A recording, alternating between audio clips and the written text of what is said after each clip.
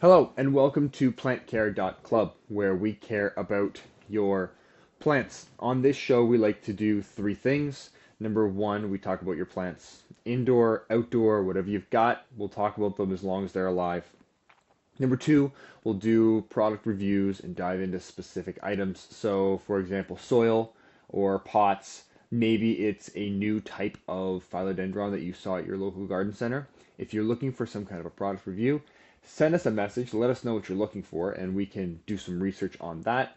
And number three, we will answer your questions. So, if you have any questions while you're listening to this, head over to plantcare.club, fill out our question form, and we can answer it either directly over email or we're going to answer it on the show. So, my name is Fred. I grew up on a greenhouse farm. I have about 6 years of experience now after I finished school with the farm and with the business. We grow everything from spring annuals to garden mums, which is what today's show is on, and poinsettias.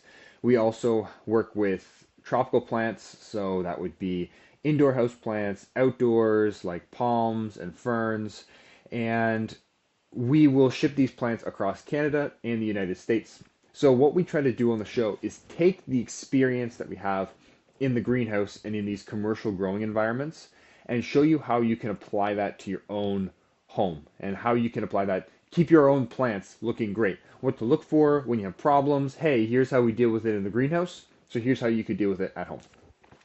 So, as I mentioned, we're going to talk about garden mums. So, garden mums are really well known for their introduction to the fall weather. So, usually you start to see them in middle of August in front of stores, all the way through September is the biggest selling period, and then maybe even into October you see some as well. I've seen them as early as the beginning of August in front of stores, which I would argue is a little bit too early because it's just wishing away the summer. It's wishing away. It's not over yet. It's not ready for garden mums. Plus, it's hard to have the garden mums timed out and ready so they're in a good spot. They're up to spec so that they can go in front of the store at that time of year. But on the retailer side, if you don't have anything better to put in front of the store at that time of year in the beginning of August, you may as well put garden mums. You know that they're going to sell. So anyway, I'm off topic. With garden mums, they come in a variety of colors. So red, burgundy, purple. You're gonna have yellow. You'll have a lot of oranges and bronze, those type of shades. All fall colors that are really great for decorating in front of your house, whatever you're looking for. And their pricing. Garden mums are generally very affordable, especially for the size pot that you're getting and what you're actually buying there. So in Canada, garden mums can be somewhere between, at the low end, like a 10-inch garden mum, maybe $6, up to $8, maybe $9, somewhere in there at the retail level, and that's a really good price. It's a great way. You could buy two or three of these. They'll fill up your whole front porch or deck, and it looks like you're ready for the fall weather. So let's talk about what we do in the greenhouse and how we grow them first, then we'll talk about how to apply that to your own home. So let me switch this slide. Bingo, there we go. Oh, here's all the fall colors. You see a bunch of fall colors right there. That's easy. So first one, soil. What kind of soil do you use for garden mums? Now, generally, growers will use either middle of the road soil where it's not too coarse, where it's not as sandy. Think of sand. Okay, so sand is on one end of the spectrum, and let's say mud is on the very far end of the spectrum. So they'll use one kind of in the middle, which will hold on to water, but it also lets the water drain. That allows the roots to grow very quickly, and generally those are used for mums that are going to be sold earlier in the season. So in your early August through the middle of August, you might use some more of that kind of soil. If growers are looking to make their lives a little bit easier in the summer, they'll use a heavier soil with less perlite. If any of this doesn't make sense, check out our show on soil. It talks about perlite and all of those other items. So they'll use a heavier soil which will retain more water. And the goal of that retaining more water is in the middle of the summer when the sun is coming down, it's so hot, those plants can soak up water incredibly fast.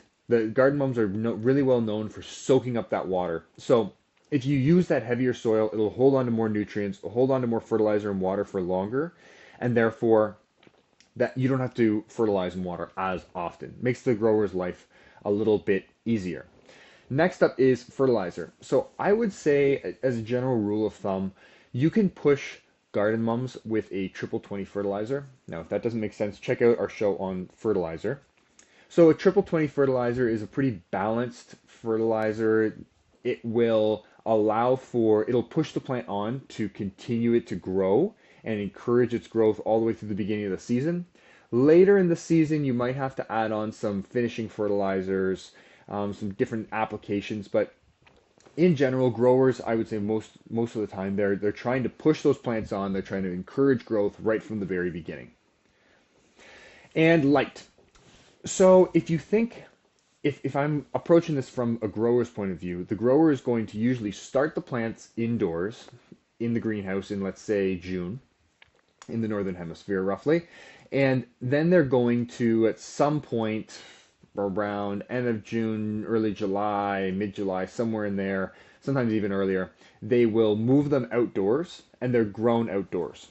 So the sunlight that the plant can get can range from anywhere from the inside the greenhouse, where it's getting that shade effect from the actual plastic, all the way to direct sunlight. Now, I would say most of the plants that you're going to get in front of your home will be grown in direct sunlight, which is great news for you because you can put it in direct sunlight.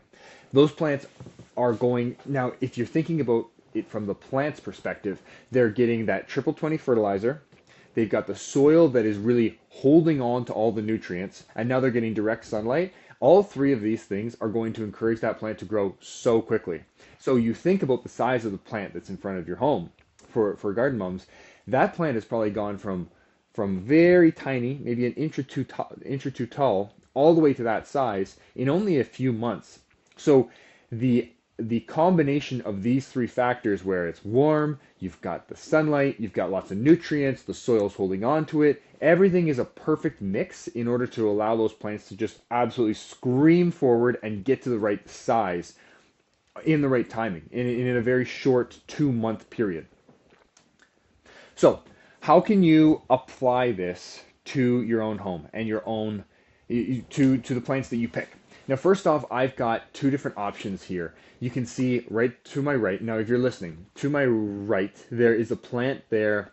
It is completely covered in blooms. Completely covered. From top to bottom, it's all blooms. And further over, you see some garden mums that are a lot, what we would call this, tighter.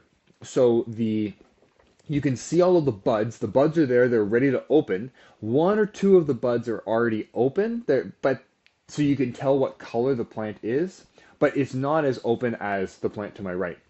Now, if I was at a store, I would want to pick the plant that is farther to, all the way over on the other end of the screen, which is the one with the tighter buds. Now, the reason for that is because once these blooms open, they only have so long that they're going to be visible, and then eventually they die off, and you have to pick that head off. The plant will put on some more buds in its place and bring on more color, but it's likely that the plant directly to my right that is fully covered in blooms has hit its peak. It's already hit its peak. It looks as good as it's ever really going to look, and from here on out, it's going to start to just look a little bit worse and a little bit worse. So now this is also dependent on what time of year. If you have people coming over this weekend and it's Thanksgiving, or you want your place to look awesome for some company, you might want to pick the plant that's really at its peak because you want to decorate, bang, all at once. If your company's coming in 3 or 4 weeks, then maybe get the tighter plants. Or if you're trying to buy a plant in the middle of August all the way through beginning of September, buy the tighter buds because you'll be able to watch that plant grow, continue to open the blooms. You're going to see the bloom, you're going to see the bloom close, and by that time you're ready to just get rid of it and move on to the next season, which would be poinsettias. So if you're going to pick some, I would suggest you pick the tighter blooms, but it always depends on what you're looking for. Sunlight. As I mentioned earlier, you can take your plant and put it in direct sunlight. If it's on the south side of the house, that's really easy. Set it out there so that it can directly receive it. Morning versus afternoon sun, it's really whatever you can. The more sunlight that plant can get, the more at home it's going to feel. So even if it's on the north end of the house and it's getting shade all day, it'll do okay, but you're going to have to balance out how much water versus how much sunlight it's getting. So if you think about it at the farm, it's getting tons of water, tons of fertilizer, and tons of sunlight all summer long. Now, if it's in front of your home, or if it's at the back of your home and it's getting shade, it's not getting as much sunlight, so you're going to have to back off the water and fertilizer a little bit.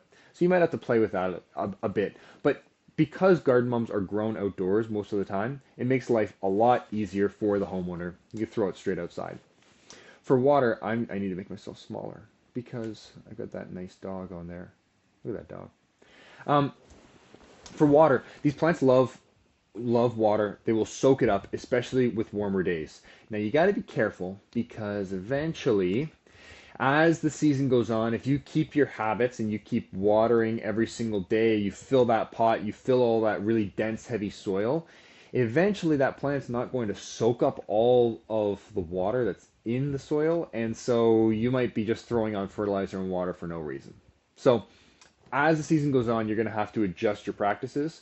But at the beginning through September, it's usually warm enough that you can plan to water every day, fill up that soil, really give it what it needs to keep energized and charged. Okay, next up, fertilizer. If you have the ability to fertilize, I would say even something like a 15-5-15 or a 15-0-15, all the way up to triple 20 fertilizer will be fine for the plant. If you give it an application once or twice a week, that's lots. That's really all that it needs. The key is you don't want to throw fertilizer on this plant and be wasting your money. None of us want to waste our money. So if you can apply fertilizer selectively, it's going to take your dollar a lot further. The way that you can check this is looking at the plant, look at those bottom leaves, and if some of those bottom leaves, or even on a garden mum, some of the taller leaves, look at the oldest leaves that are on the plant.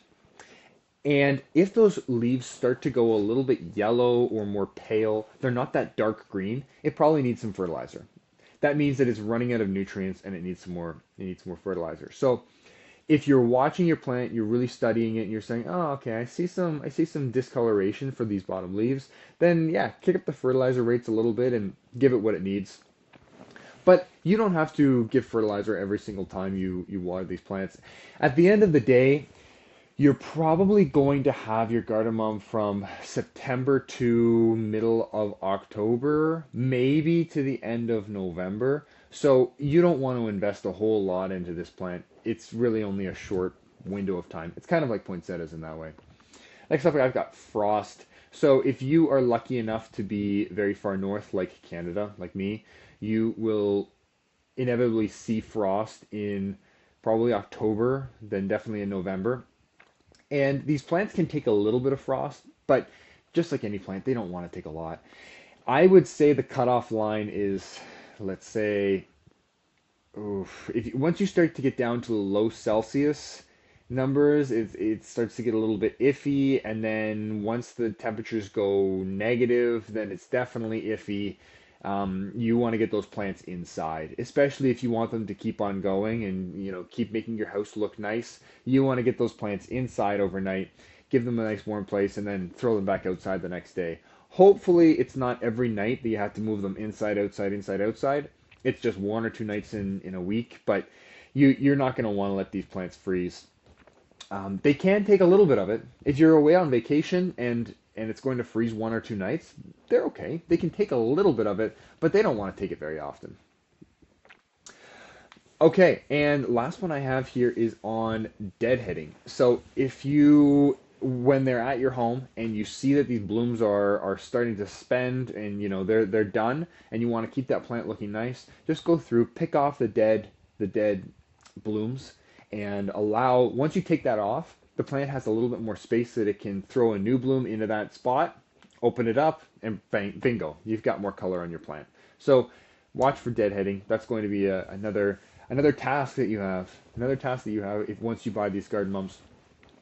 So, as mentioned before, if you have any questions, send it into plantcare.club. Check out our website. We've got lots of other blogs, resources, we've got lots of other podcasts and shows as well that you can go on, take a look at, and either answer your own question by listening to some other video. Maybe it was a question on fertilizer or soil that you had from earlier. Check out those shows. If not, you can send in a question at plantcare.club and we will get to it either over email or on a future show. Anyway, that's all from me for today. I will talk to you again soon.